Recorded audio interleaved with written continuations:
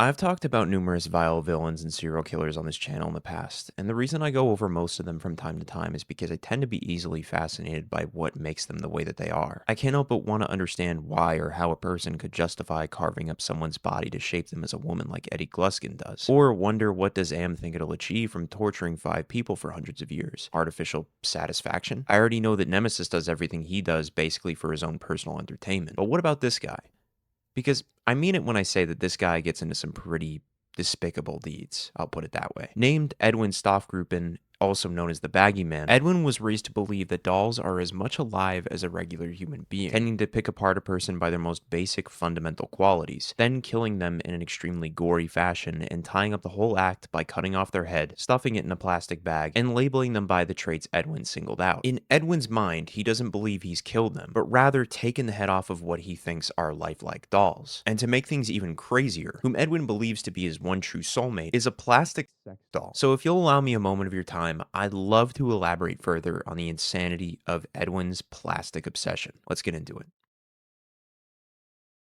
Plastic is a series written by Doug Wagner, who's responsible for writing other comics such as Plush, I Was a Fashion School Serial Killer, and the Arkham Origins comic. His comic writing style is one I've found to be usually on the side of mind-bending, gore-driven insanity. It never gets too over the top, I've found, and is used just right to make a solid impact onto the reader. So far, I really favor Plastic as his best work, as it's a series that after reading I felt a bit of a sour taste in the back of my throat. But it didn't stop me from wanting to keep going anyway because of how interesting the story really turns out to be. So I figured y'all would love it too and want to check it out for yourselves, which I highly recommend you do. And if you don't, you can just leave a dislike, I guess. I don't know. The story of Edwin Stoffgruppen begins pretty early on in his childhood in a traditional suburban neighborhood. Brought home by the principal, she goes on a tirade, telling Edwin's mother that he tried to kill a group of boys for poking at a dead bird, while making a note to Edwin's mom that he didn't once regret his actions, and actually in the car ride home stated that he would have liked to pop all their heads off, threatening the mother with Edwin's expulsion unless he is given proper counseling from a professional. Edwin's mother instead opts for homeschooling since she can handle Edwin's education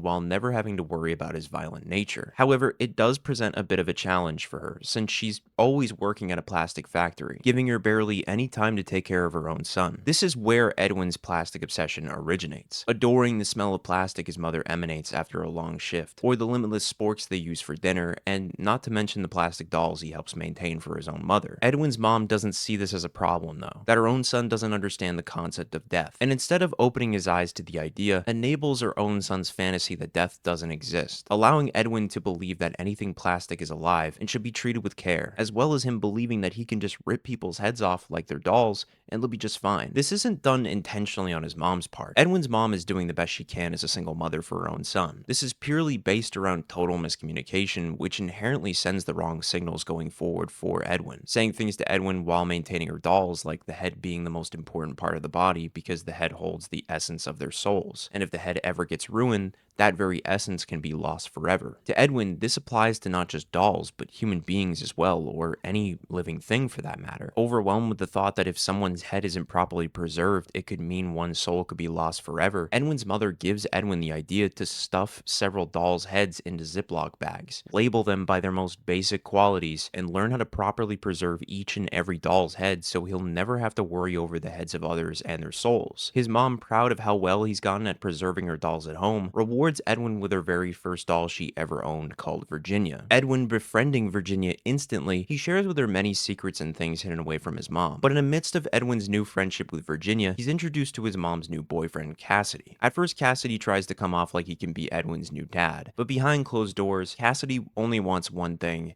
and it has to do with his mom, if you catch my drift, which makes Edwin want to take off Cassidy's head a lot. Over time, Cassidy looms over Edwin and his mother, continuously separating them from each other, and has really no intention of being Edwin's stepfather, but only puts up with Edwin so he can have his mom. At a certain point, to toughen up Edwin so Edwin would spend less time with his own mom to give her and Cassidy more alone time, Cassidy takes all of Edwin's weird possessions and throws them into the river, which really doesn't do anything other than cement Edwin's disdain for Cassidy even further, to the point that Edwin's mom had picked up how Edwin felt about Cassidy and what had happened, subsequently leaving Cassidy. Only in a fit of rage, Cassidy would strangle Edwin's mother to death, Cassidy leaving in a hurry and Edwin cradling his own mom's head. In Edwin's mind, in order to save her, He'd have to take off her head and place it into a bag to preserve her soul. So Edwin would take it upon himself and saw off her head and do just that. Only it wouldn't end there, as Edwin would seek vengeance on Cassidy for hurting his mom and Virginia, stabbing Cassidy by surprise in the femoral artery, and finally stabbing him to death with his favorite utensil him and his mom used to love using at the dinner table: a plastic spork. It'd be after several slashes at Cassidy that Edwin would ponder on whether or not to preserve Cassidy's head to save his soul. But after reflecting on all Cassidy had done to him, his mom, and Virginia, his soul could be damned for all he'd care. It'd be many, many years later that Edwin would decide to try some cottage cheese with a side of murder. Using his trademark handsaw, Edwin, by this point in time, has grown to become quite the serial killer, racking up several heads over the course of 3 months, while leaving the authorities with absolutely nothing to go on because of how careful he's become. Since when he's not beheading people and stuffing the heads in Ziploc bags, Edwin works in a nice diner with his blind best friend Booker, alongside Booker's mom who owns the joint, with Edwin usually opting for the night shift because more often than not, that's how Edwin finds his next target. Whether it be some random guy stealing one of Booker's biscuits, someone mixing their fruits together, or this asshole who thinks it's cool to play cat soccer to have a good time. Edwin doesn't mess with that kind of cruelty, so Edwin usually stalks these people until they're somewhere away from prying eyes, and promptly teaches these people a lesson they'll literally never forget, after which Edwin will usually end off the day by returning to where he lives, which is a motel converted into an apartment complex, to have long talks with his mom at night inside the fridge. That's a normal day for a guy like Edwin. Yet on one particularly boring day at the diner, nothing really happens except for a girl arriving to the cafe after being on the run for a while to have a quick meal. Only after eating and getting the bill, she finds herself short just $1.37. Booker takes notice of the girl by the relentless tapping of her feet because of her being short on the bill, and while at first Booker's nervous to go up to her, he does inevitably work up the courage to get up and offer to pay the rest of the bill to let her off the hook. Only while taking the money out of his pocket, a group of weirdos waltz into the diner looking for trouble, bullying Booker until Edwin would get in the way to de-escalate the situation. Only that effort goes completely unnoticed as who he refers to be $37, Pearly, Tater, Shitmouth, and Crack Attack try to start a fight. It's only when Booker's mom threatens to chop them all up and serve him for dinner that $37 looks to Catherine and states that she brought what's coming to her for a lousy $1.37, after which everyone in the diner agrees to look after Catherine. However, Edwin in the meantime is reminded of Virginia while taking care of Catherine because of how similar they both appear to be, and makes it his mission to find Virginia through the internet. However, in this effort, it takes Edwin down a rabbit hole of awful sites and chat rooms, until someone finally takes advantage of Edwin's ignorance, leading him away from the diner, while the weirdos strike at the diner and kill Booker's mom to leave a message for Edwin that he should never have gotten in the way of them getting Catherine back. Catherine cradling Booker's mom till her dying breath after hiding from the weirdos, Edwin would promise her that he'd make them pay for what they'd done and rescue Booker from their vile clutches. But before leaving, he'd need a ton of sporks. With the phone in the diner nearby ringing up a storm, upon Edwin picking up the phone, $37 starts telling Edwin that he has Booker, and that he'll kill Booker at dawn by an abandoned warehouse if Edwin doesn't agree to trade Catherine for him. It's sometime later that Pearly, Tater, Shitmouth, and Crack Attack are watching Booker, believing Edwin to be a complete lightweight that they could take out with relative ease. If only they knew who they were actually dealing with, because before they even know it, the lights go out, and one by one, Edwin kills each of them more brutally than the last, untying Booker and escaping with everyone. Just before they can get away, $37 finds each of his group members' heads in labeled Ziploc bags, and it's in the midst of $37 shouting for Edwin to show himself, Edwin remembers that he still has to go back for Virginia, since to him, she's as much real as any other person, in case I have to remind you. Facing off against one another, it's $37's big-ass hammer against Edwin's plastic sporks. Edwin whips out several sporks to stab $37 in a variety of calculated moves. Only it's during this that Edwin thinks back to killing Cassidy so many years ago for killing his mom, and how he's back in the same position all over again. That thought does not sit with him well at all, and so Edwin stops holding back against $37, and instead of using his classic handsaw to finish the job, he makes do with what he has in hand, and I'll let the imagery speak for itself.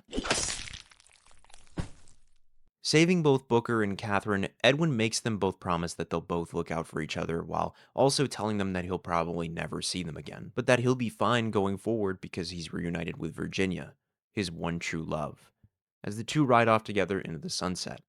Now, I wish I could say that that's where Edwin's story would reach a happy resolution, but I'd be lying to you. Now, this was originally the second story to come out in the series, but the story I'm about to walk you through now is the first. I wanted to tell you the second story because I felt that we should go in order so everything next could make a bit more sense. But starting off with a bang, We open with Edwin having some fun with Virginia in the back of his car. Once finished, Edwin converses with Virginia about needing to make a run for some cream-filled donuts and some extra supplies such as gas, food, petroleum, and a new cleaning brush. Arriving at the gas station to collect some supplies, Edwin opts for a plastic bag at checkout and stumbles across three guys verbally harassing Virginia while waiting in the car, inspiring Edwin to break each of them in an extremely violent fashion for disrespecting his girl, like breaking in a guy's face repeatedly, kicking in another guy's knees, and ripping apart his face, and shoving a cleaning brush so far down the last guy's neck he drowned in his own blood. After which, Edwin apologizes endlessly to Virginia about how he promised he'd never kill anyone again, only to go back to having more fun in the back of the car at the very scene of the crime. Now, it's after this that the next day, one of the people who was brutally attacked by Edwin turns out to be some rich guy's son and tells his father about the whole mess, with the son really wanting to see this guy die a painful death. Only the father, seeing the heinous acts Edwin had committed in such a brief period, seeks to recruit him for a task to help himself prosper. Back with Edwin, he recalls to Virginia that while he was shopping in the gas station, he had an idea that they could have a getaway in Rome, just the two of them for a bit, getting to see the Leaning Tower or riding in those romantic little boats together. Edwin, excited over this idea to go to Rome with Virginia, doesn't notice until the last second someone sneaking up on him, and next thing, he's held captive in a boathouse by some mouthy cop licking Virginia, and another looking up her skirt named Jim or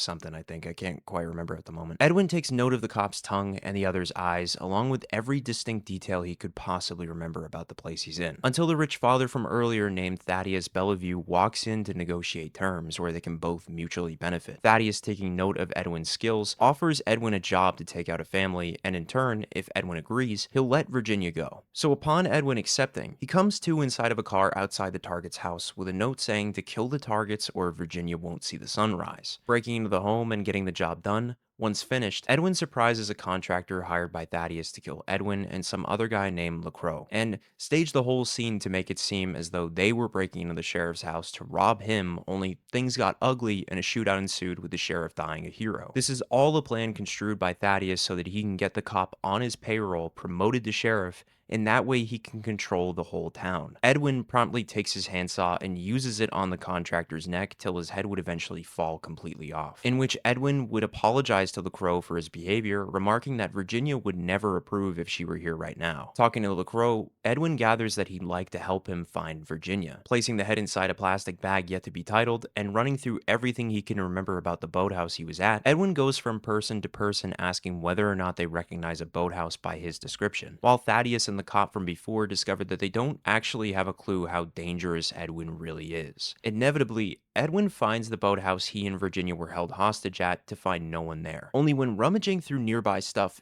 Edwin finds a box of donuts probably a day old from a local donut shop. So arriving at the donut shop and waiting for someone he recognizes to stop by and follow, he figures it wouldn't hurt to get some donuts for himself, LaCroix, and Virginia in case he happens to find her before the night ends. Walking in to find the worker bearing a remarkable resemblance to Virginia while ordering a dozen donuts. 4 plain, 6 vanilla frosted with sprinkles, and 2 cream-filled for Virginia. Sitting back outside with LaCroix, or LaCroix, I think it's actually LaCroix, and I've just been saying it wrong this whole time. Edwin enjoys every last plain donut while he can't believe that LaCroix or LaCroix hasn't had a single one. Until the nasty cop with the tongue that touched Virginia walks into the donut shop, sexually harasses the worker, and threatens to do more than just talk because he's going to be the new sheriff soon, telling the worker that one of these days he's not going to ask her to have him, but that he'll make it happen because he'll be running the town. Yeah, fucking die, dork. Walking out of the donut shop, surprised she doesn't want anything to do with him, starts to hype himself up that he's invincible and he can just make it happen after her shift is over, until he gets sidetracked by an army lady toy, flicking it off to the side while hopping in his squad car, as Edwin nestles himself inside the trunk, waiting for the right opportunity to strike. It's while driving that the cop, still thinking about the worker, grabs his schmeat as hard as he can, saying aloud that there's no doubt she wants him and wants it rough. And it's while ranting and raving that he spots a girl hitchhiking along the side of the road, to which the cop feels blessed in some fucking psychotic way, using his position as an officer of the law to lure her in with a false sense of safety. And as the girl gets into the squad car, the cop starts making inappropriate remarks about her body, or how she can satisfy his urges, while the girl spots weird handprints on the car window, making her extremely uncomfortable, telling us at least that this isn't the first time he's done this kind of shit. So the cop, not getting the hint that she doesn't want anything to do with him and is enormously uncomfortable, knocks her out and, let's just say he gets what he fucking deserves. Edwin murders the cop, decapitates him, and subsequently removes his vulgar tongue. All the while, the girl has been cuffed in the passenger seat, witnessing the entire thing play out. Attempting to search up where Thaddeus lives to get Virginia back and messing up multiple times, the girl, scared, offers to help Edwin find Virginia for saving her. And I gotta give it to Edwin, because usually a serial killer, when somebody sees them commit the act, would kill any witness, but he's very friendly to her and makes sure to let her know that he doesn't want to do anything to her. He only wants to help her.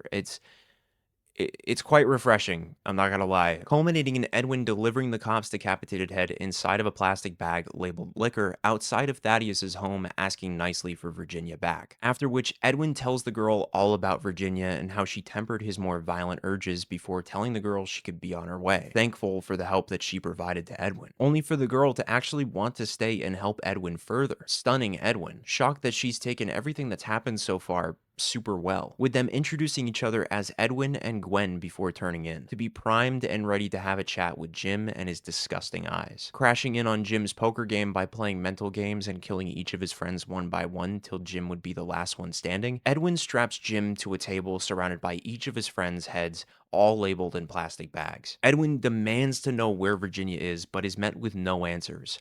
Amounting to nothing, Edwin takes Jim's eyes with sporks, and decides that in order to find Virginia, he has to fight fire with fire, kidnapping Thaddeus' son and holding him hostage at the boathouse, luring Thaddeus to him with Virginia in his possession, unbeknownst that the entire boathouse would be booby-trapped. Making the trade after threatening to blow the whole place sky high, Edwin is reunited with Virginia, and yet Thaddeus would attempt to kill Edwin for his buffoonery anyway. Only Edwin would expect Thaddeus to double-cross him. Thus, Edwin and Gwen set off booby traps inside the boathouse. Only while making their getaway, they'd both end up shot. With the both of them fading and Gwen driving the boat away from the boathouse, Gwen would detonate the remaining explosives within the boathouse, hoping it'd kill Thaddeus for what he'd done. It's in the aftermath that Gwen patches up the both of them as best as she can with plastic wrap, but it's not enough to keep Edwin alive for long. So knowing that his time is running short and refusing to let Virginia live in a world without him in it, Edwin plants explosives all over his car, gives Gwen every last thing he owns that could help her out before saying their goodbyes, and finally places his mother's head beside LaCroix on a nearby bench, remarking that they could make a wonderful couple before enjoying one last sunset with the woman he loves more than anything else in the world. While Thaddeus back at home tries to convince his son that he has finally realized how awful he's been to his own son and that he really and truly loves him, only for Edwin and Virginia to launch themselves into Thaddeus's home, blowing up together in a fiery ball of love, in which the shockwave of the explosion knocks both his mom and LaCroix together, and we see Gwen back to hitchhiking towards New Orleans, and when asked what her name is, to pay respect to one of the only people who ever showed her a modicum of respect, she chooses to go by Virginia, ending the story of Edwin Stoffgruppen in a blaze of glory. Psych! He isn't dead. He's alive, but now he's literally fused together with the woman he loves forever. What happens next in the story of Edwin has yet to unfold, but he'll be back someday, somewhere. Overall, I really love this story for its ludicrous plot, characters, and its insanely gory art style. And I simply felt the need to go over this story because I looked on YouTube and there's only like one 4-minute video about this comic that serves as a slight suggestion to read it. Whether or not any one of you will see this video and go check it out for yourselves, I'll only find out until after this video is uploaded. But if you like this video, don't forget to leave a like and subscribe. Check out my socials, and as always, I'll catch y'all on the flip side.